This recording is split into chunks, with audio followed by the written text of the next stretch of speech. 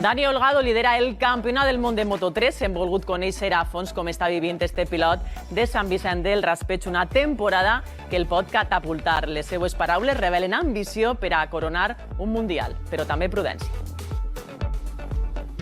Amb només 18 anys és, després de 4 proves, el millor pilot de la categoria. La regularitat i la victòria aconseguida a Portugal, a més que l'ha inclòs perquè quasi el tomben en la celebració, han sigut les claus.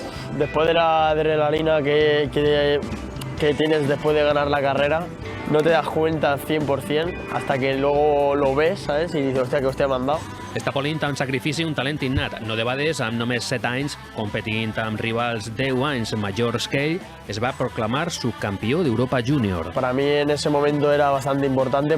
Vol escalar categories, però té clar que cal anar a pams. Porque cuando das un salto tan grande como es otra categoría, que es esta la de Moto2, y no estás preparado, puede ser que sea un paso atrás en tu carrera o en tu vida. El 14 de maig, al mític Le Mans de França, tractarà de confirmar la seua meteòrica progressió.